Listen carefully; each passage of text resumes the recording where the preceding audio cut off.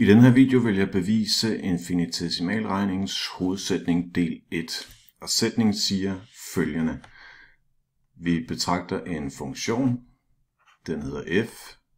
Den er defineret på et afsluttet og begrænset interval og afbildet over i de reelle tal. Og vi antager, at den er kontinuert. Hvis f har en stamfunktion, som vi kalder store F, defineret på samme interval, så siger sætningen, at lille f er Riemann-integrabel. Og sætningen siger en anden meget vigtig ting. Den fortæller nemlig, hvordan vi kan beregne Riemann-integralet, og den siger, at integralet af f af x fra a til b kan beregnes som stamfunktionens værdi i intervalendepunktet b minus stamfunktions værdi i intervalendepunktet a. Før vi kaster os ud i beviset for sætningen, så skal vi lige se på de centrale definitioner, der indgår i sætningen.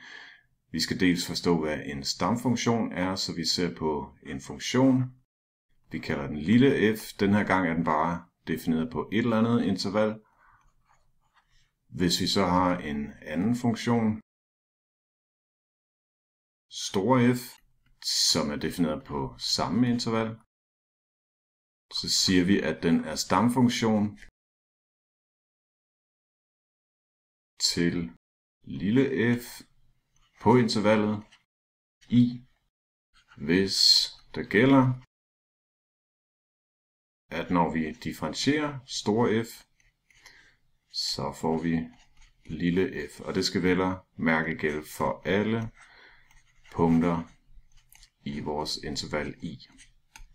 Den anden vigtige definition, vi skal have fat i, det er definitionen af Riemann-integrabilitet og af selve Riemann-integralet. Så vi betragter igen en funktion. Den her gang er den defineret på et afsluttet og begrænset interval. Og vi siger, at f er Riemann-integrabel, hvis der findes et tal, som vi kalder i, underforstået et reelt tal, med følgende egenskab. Vi kræver, at for et hvert positivt epsilon, så skal der findes positivt delta, sådan at det for enhver inddeling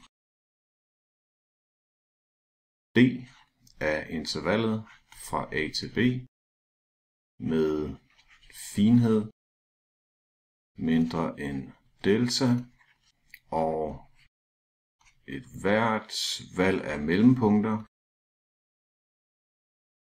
gælder, at den her middelsum, som jeg skriver op her og kalder m, en middelsum er jo en sum af funktionsværdier i de forskellige mellempunkter ganget med den tilhørende intervalbredde, og den middelsum, den skal opfylde, at afstanden til det her tal i er mindre end epsilon. Hvis der findes sådan et i, så siger vi altså, at f er Riemann-integrabel, og selve tallet kalder vi simpelthen for integralet, eller Riemann-integralet, om man vil.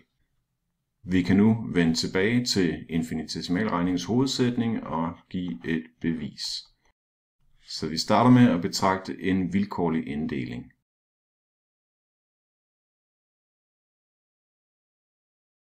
Af intervallet fra a til b. Og sådan en inddeling består jo af en række mellempunkter, hvor det første kaldes x0, og det er det samme som det venstre interval endepunkt, og så kommer resten af mellempunkterne her op til det sidste, som hedder xn, og det er det samme som det højre interval endepunkt. For hvert af de her delintervaller, der kan vi vælge tal, som vi kalder eta i, som ligger i det åbne delinterval her. Sådan at der gælder, at det her udtryk her, store F af xi minus store F af xi minus 1 divideret med xi minus xi minus 1 er lige med den afledte af vores stamfunktion store F evalueret i eta i. Og fordi at store F er stamfunktion til lille f, så det her er naturligvis det samme som lille f af eta i.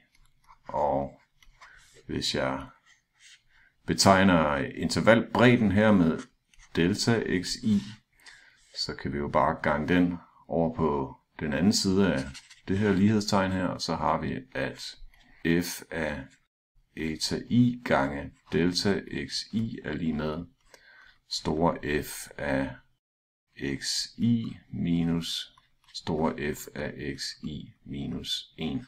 Og det som garanterer, at de her etaer her findes, det er jo lige præcis middelværdisætningen, som siger, at der findes sådan nogle etaer, sådan at den her formel gælder. I det store F er stamfunktion per antagelse, så er den også per definition differentiabel og kontinuert, så alle præmisserne for middelværdisætningen er sådan set opfyldt. Så det er middelværdisætningen, vi bruger her. Lad os prøve at skrive den middelsum, som knytter sig til vores inddeling og vores særlige valg af mellempunkter op. Så mellempunkterne betegnede vi altså med eta i, og de var valgt ud fra middelværdisætningen, sådan at hvert led i vores sum også kunne skrives som store F af xi minus store F af xi minus 1. Og der er sådan et led her for hver delinterval. Vi summerer altså fra i lige med 1 til n. Så lad os prøve at skrive summen ud i lidt flere detaljer. Vi starter altså på i lige med 1, så vi har store F af x1 minus store F af x0. Det var det første led. Så kommer vi til i lige med 2. Så står der plus f af x2 minus f af x1. Og sådan fortsætter man, indtil man kommer til det sidste led, som hedder f af xn minus f af xn minus 1. Og så kan vi se, at de fleste af de her led faktisk går ud. Det her f af x1 går ud med f af x1 her. Her står et plus f af x2, men et eller andet sted inden bag de her tre prikker vil der gemme sig et minus f af x2, så de led går også ud.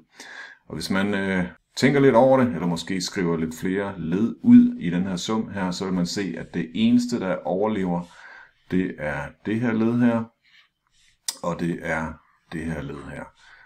x0 var jo det samme som interval endepunktet a, så vi har altså et minus f af a, og xn herhen var det samme som interval endepunktet b, så vi har altså plus f af b her. Når vi vælger vores mellempunkter her på den der særlige måde ud fra middelværdisætningen, så kalder vi sådan en middelsum, som opstår derved, for en kurateret middelsum, hvor ordet kurateret betyder noget i retningen af særligt udvalgt.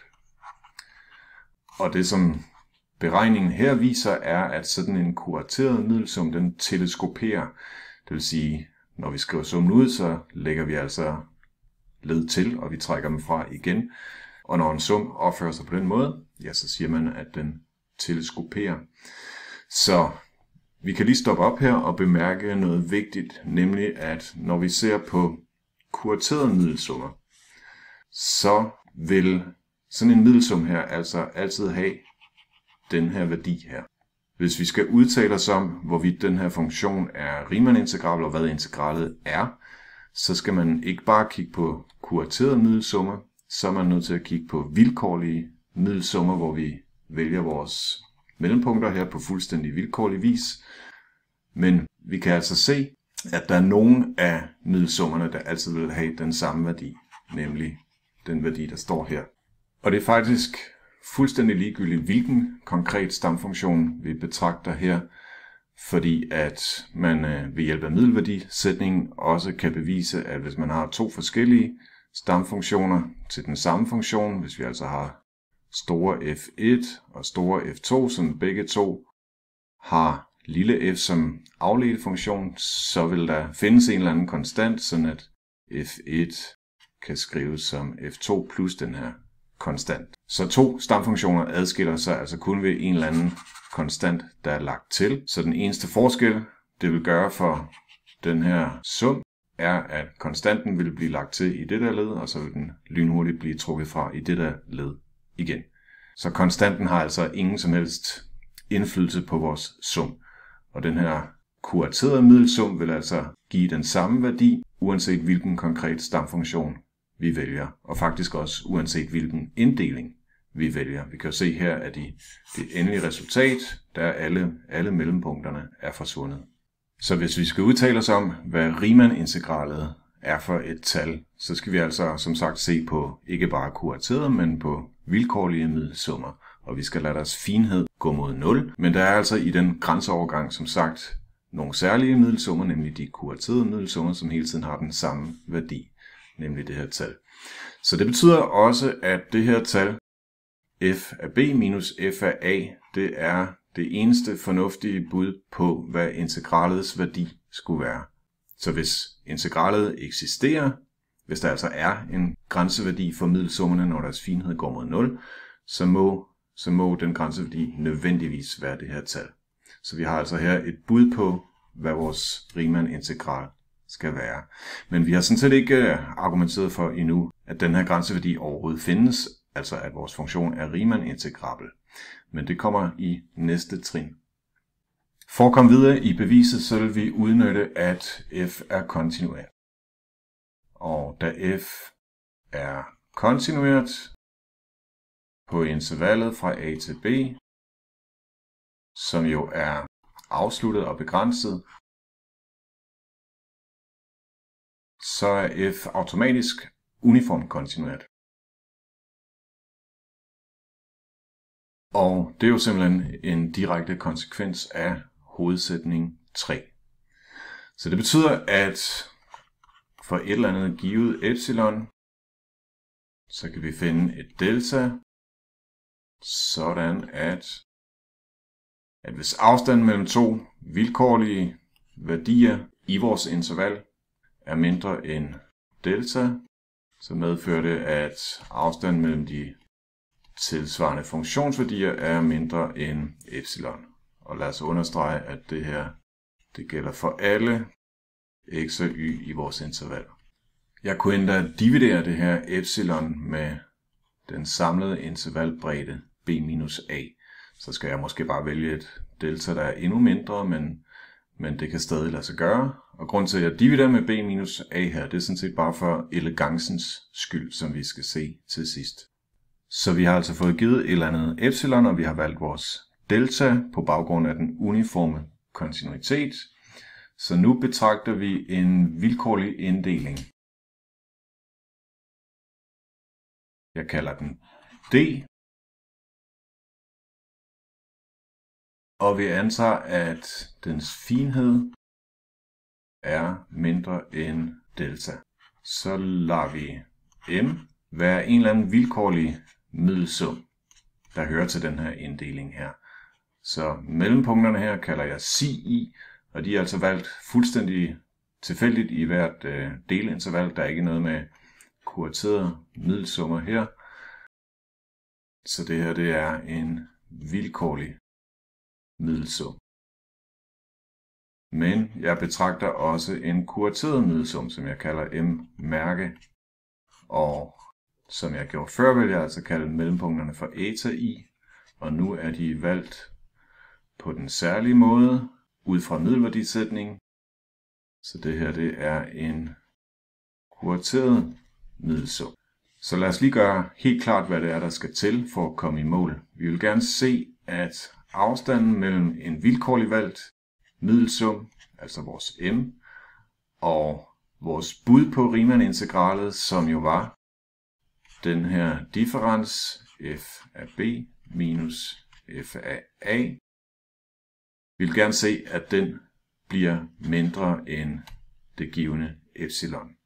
Og vi husker, at vi altså har antaget, at vores middelsumme her har en finhed, der er mindre end delta. Så hvis uligheden her gælder under den antagelse, så er vi færdige. Herfra er det bare at regne derudad. Vi ser altså på afstanden mellem vores vilkårligt valgte middelsum og det, som vi tror er Riemann-integralets værdi her. Men den her differens var jo lige præcis det samme som den kuraterede middelsum. Så jeg kan bare skrive m-mærke i stedet for. Lad os skrive summerne op. Så m, det var altså vores vilkårlige middelsum, hvor vi kaldte mellempunkterne for psi. Og m-mærke var vores kuraterede middelsum, hvor vi kaldte mellempunkterne for eta. Så kan vi selvfølgelig samle de her to summer i 1. Og jeg kan sætte delta xi uden for parentes. Så kan jeg bruge trekantsuligheden til at flytte de her numeriske tegn ind under sumtegnet på den måde her.